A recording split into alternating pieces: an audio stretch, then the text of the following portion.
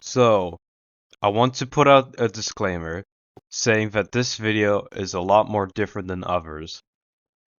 Because firstly, this is kind of like a concept video, rather than like, a normal gameplay video like I usually do. Secondly, it's this more like a concept really, rather than an actual video. Or, well, yeah, rather than like, an actual plan to make this an actual game. Because one, I don't really know that much about game development and all of it. I tried it before, but they were like more of like fun experiments rather than actual passion projects. And two, I'm only trying to do these concepts based on what I've played before. Like watching Outcome Memories videos or just other Asyms in general. So I hope you get that, and that this isn't meant to be a actual, like, serious video at all. But other than that, yeah, I hope you enjoy.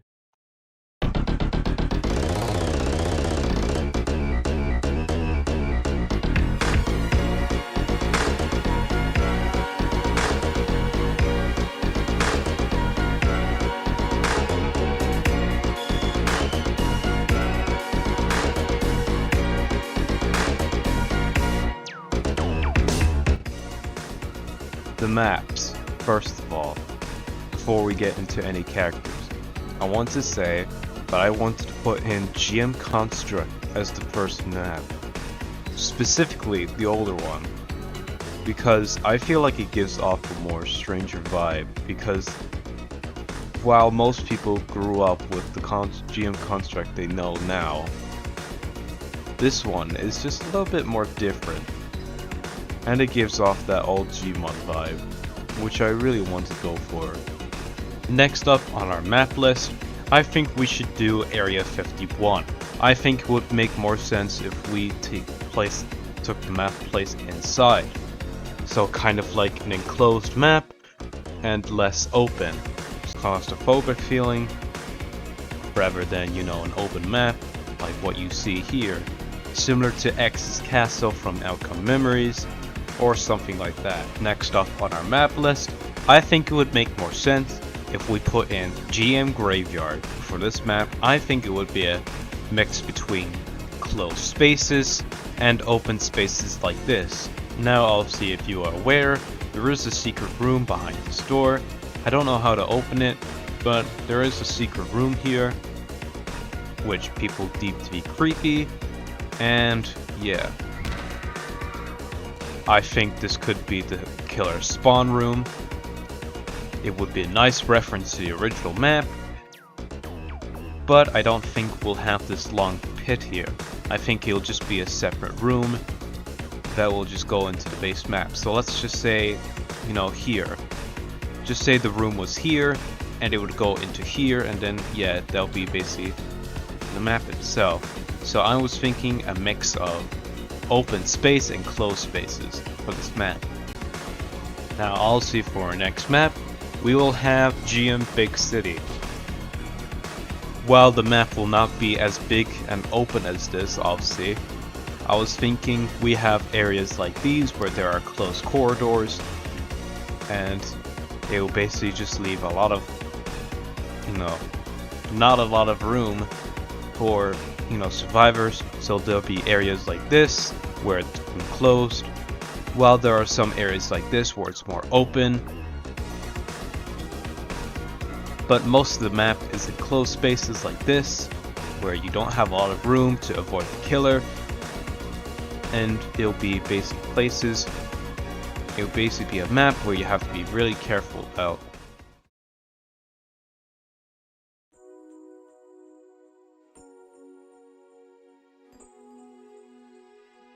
Our first survivor, Dr. Kleiner. Dr. Kleiner has a gravity gun in his inventory. Now normally a gravity gun would just pull objects near to him, which is what I implemented here. but rather than just, you know, actually just pulling things, because that alone would just not be enough. So rather than that, I thought instead of pulling things to you, I thought why not pull yourself towards the things you're pointing at. So say I'm pointing at this wall up there. So this is the first ability that I haven't stored, the pull. So so say I was pointing up there, and then I click, and then if it's close enough, then I would be pulled over here. The other ability I have in mind, which let me pull up an example here. My other ability in mind is, well, kind of pull again. This time you can drag in survivors. So let's say you can't actually pull survivors. So let's just say I decide to pull this survivor right here. Then yeah, well, I can't. See? So wow, would you look at that? The survivor got pulled towards me. Okay. As I was saying, the ability itself will just be able to pull any survivors. You can also pull in the killer, which would put in risk to you, but would save other survivors from being attacked. So let's say there's a badly injured survivor being chased by a killer. You could decide to pull the killer towards you so that it could put attention to you or just put distance between the injured survivor and the killer. So yeah, those are the two abilities I have for Kleiner. The next survivor I had in mind was the Combine Police. Now, he is obviously going to be your regular stunning survivor. He'll have a stun stick to stun the killer. He could charge it up, kind of like Knuckles, so he could charge the stun stick to give a bigger blow to the killer if he's near. There is a slight problem though, because while he is charging up, his movement slows down. And that will, so like, say it slows down to this. He slows down while moving, so this gives the killer an opportunity to move out the way, or, you know, try to find a way to attack you, which is bad, obviously. Obviously, yeah. Anyways, and then the second ability I had in mind was, well, a shield. Rather than having a simple block, the Combine Police will be able to spawn in the shield. Yeah, he throws it up and then it casts a shield between all of you. This will be able to, you know, obviously protect you and others. So he is kind of like a stun survivor slash a kind of support unit. The shield will obviously protect the survivors, but not for long. It's kind of like a block where if the killer hits it, they get stunned for a bit, then yeah. Now we do have the medic. Obviously, you wouldn't be able to have well, an Asym game without a support unit that can heal. Really, this is just your basic support healer. He can heal people by, you know, clicking their ability on them. So yeah, it'll generally just work out like how it used to be in Half-Life, where he says, take this medkit, and he'll give you a medkit. He can heal up to maybe 40 health, 45. I would say 30, but I think that's a little bit too low. And obviously it'll have a long cooldown. And then obviously I think I need to stop saying obviously, please just ignore that. Alright, so what I was thinking for the healer, right, is that he'll be able to heal people, but he won't be able to, you know, escape the killer. So what I was thinking is that you give him a simple jetpack, like that. So he could go to, like, you know, places and all of that. Was that it? Was that the whole jetpack? Just that? Okay, well, that was kind of shit, wasn't it? So yeah, he'll be able to jetpack up to places, which will obviously help him and all of that. But, however, there is a kind of a callback because, well, the jetpack has fuel. You could be able to use it for a certain amount of times. Like, probably not 15 seconds, maybe 30. Nah, 20.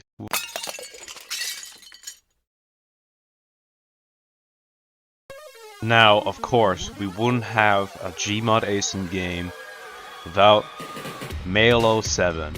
Of course. Of course he was going to be here. If you didn't think he was going to be here, then what was the point of you joining? We all came here to see Male07. So, his first ability. Yeah, I've got this now. His first ability will be a harpoon. Why a harpoon? No specific reason, because Gmod is random. Anyways, we got our harpoon right here, and this will be our first ability, a projectile. Kind of similar to Amy's hammer, you'll have to aim it and throw it. If you miss it, well, you have to go and pick it back up. This will be kind of like our stunning ability. Rather than the Combined Police stun, this one will be a little bit more instant, but will have a longer cooldown and will, you know, stun the killer. Not as, you know, good. Because the more you charge the Combined Police button, the more stun you get. But this is just a simple stun, so not really that effective. But enough to stop the killer. Next up on our list, we have the engineer. Not the engineer from TF2, but just the engineer. Now, you can only guess what he does. That's right, he creates stuff.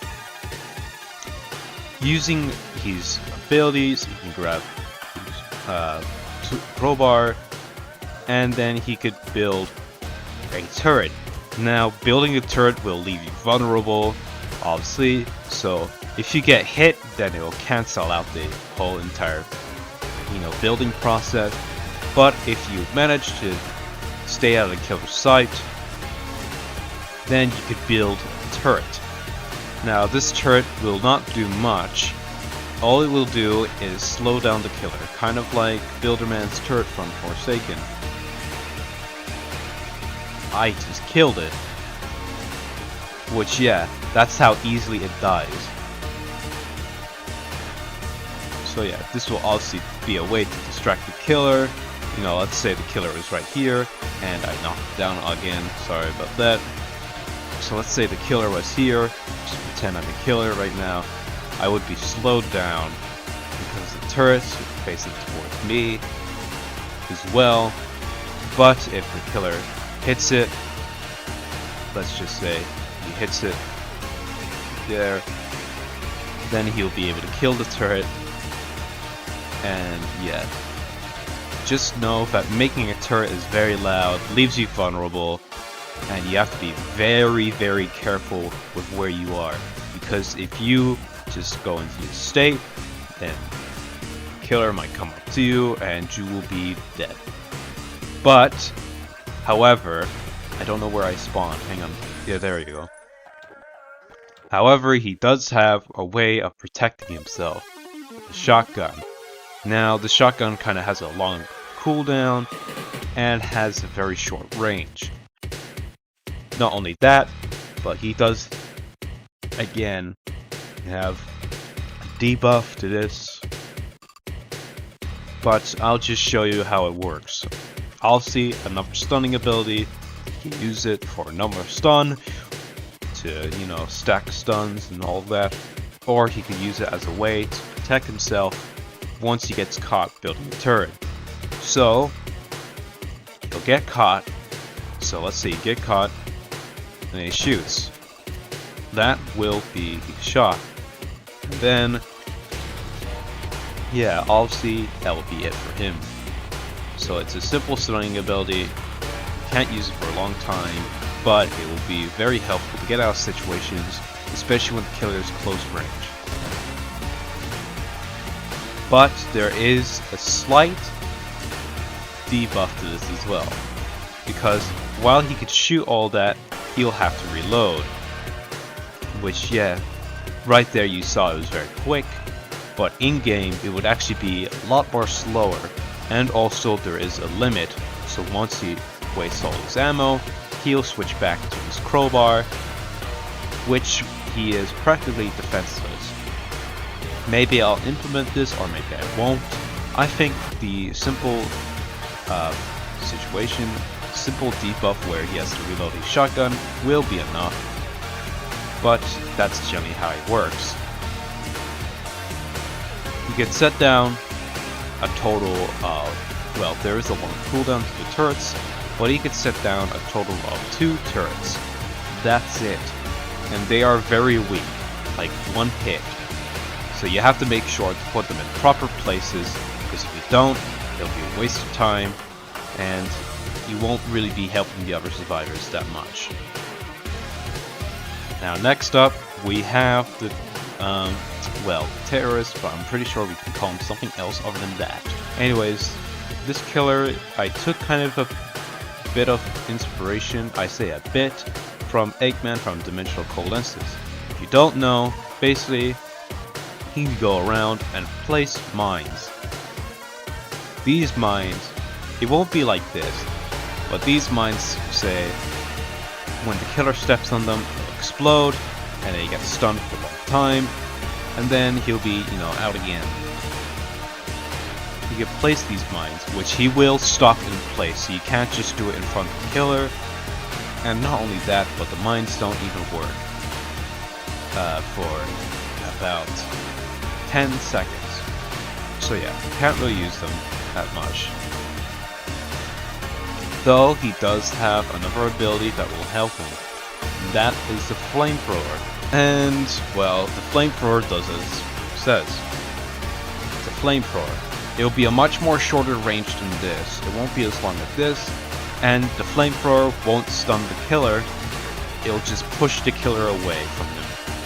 So, another support unit that doesn't really, stun the killer. I'm trying to not make that many characters that stun, which, is a problem with a lot of other Asym games, but, well, you also do need some characters that need to protect themselves. The flamethrower, I think, is a good implementation. I can't speak English. I'm sorry. And now finally, for my last survivor I have in mind, the SWAT. Obviously, he was going to be here after I showcased the, well, terrorism. So, well, he's the SWAT. And what does he do? Well, he doesn't really have a knife. Well, he does, but I'm just using this for showcase, not actually for one of his abilities. But for one of his abilities, he'll be able to block. A blocking ability that will stun the killer for a bit if he hits him, and then he'll be able to run away with the other survivors. He can throw a grenade. Now, the grenade obviously will have a long stun time, but it will be very hard to hit the killer with.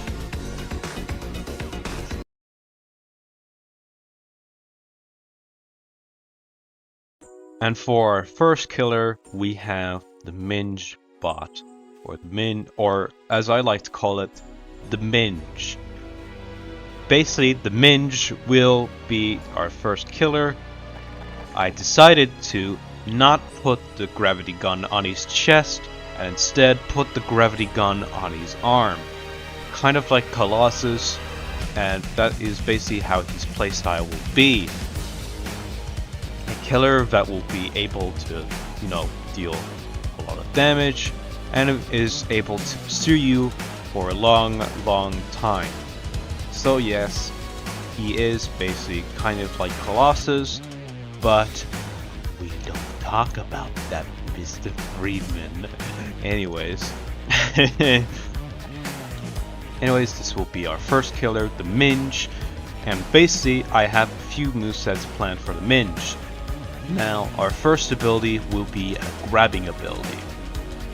He'll be able to, if the survivor is close enough, he'll be able to grab a survivor and basically deal a lot of damage. So let's say we got Kleiner over here. He has a gray suit, but we'll just have this normal Kleiner playing model for now. He'll be able to grab survivor, and then he'll be able to, you know, deal a lot of damage. Now, the second ability I have in mind was pull, because he has a gravity gun. I was thinking that he'll be able to have a pulling ability, kind of similar to Kleiner. And basically what this pulling ability does, let's say I was here and he uses pull. Now if he used pull here, then he'll be able to, well, pull me closer to him. He'll use the gravity gun to pull me closer. You can try to, you know, run away, but you know that won't do much. And then if you get close to him, then it'll start doing damage, say 2 damage per second, before, you know, his pull will soon end, and he won't be able to pull anymore. And now for the other ability, obviously he needs a way to find out where the survivors are. I have no idea where his arm went, it's inside his body. So I think it'll be okay if he had an indicator just to know where the survivors are. Because if he didn't, well, he'll be kind of lost. So we'll give him a simple indicator where if he uses it, he'll label out all the survivors and will, you know, be able to pursue them again. Ooh.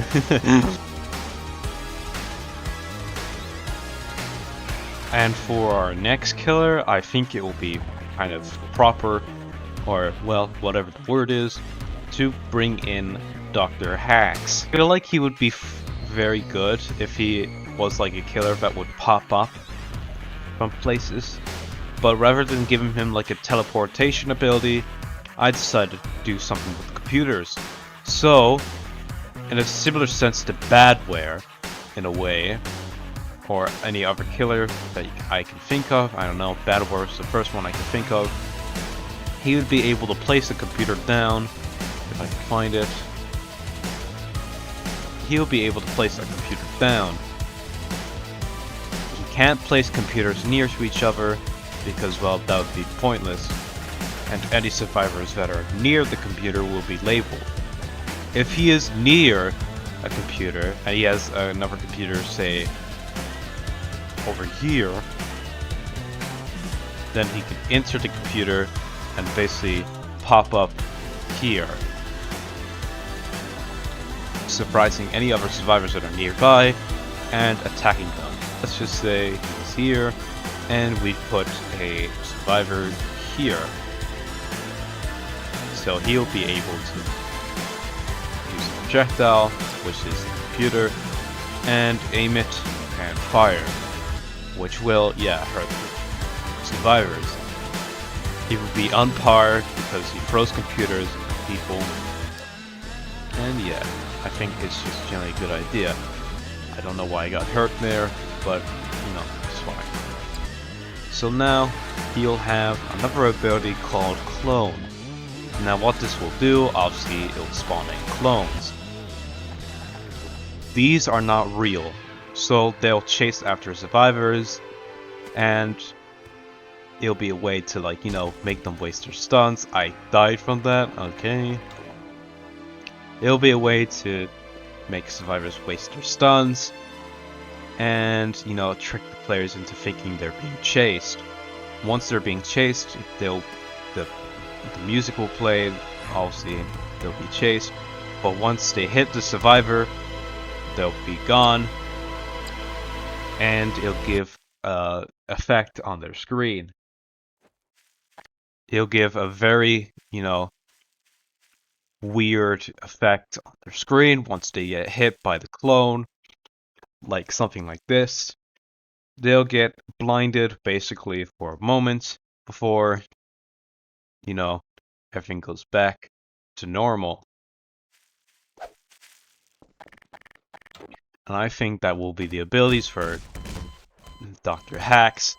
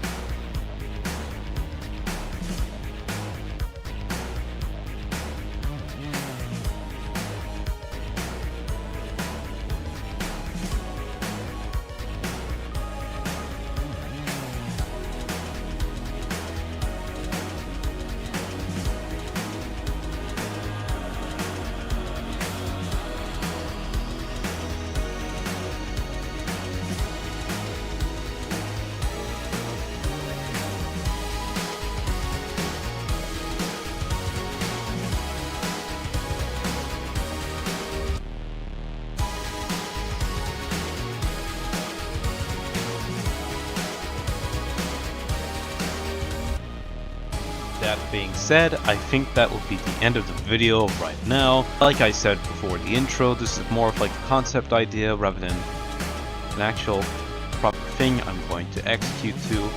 But if this helps inspire anybody, then I guess you're welcome? I don't know. While it is not a completely original idea, I still think it's a fun idea to do. Just, for the fun of it, and to take a small break from all the usual stuff I do. I always try to branch out and do these kinds of experiments. I don't know how this one will do, or if you have any feedback for the characters that I've made. They probably do need a bit of balancing, but I think for now, simple concept is there, and well, yeah.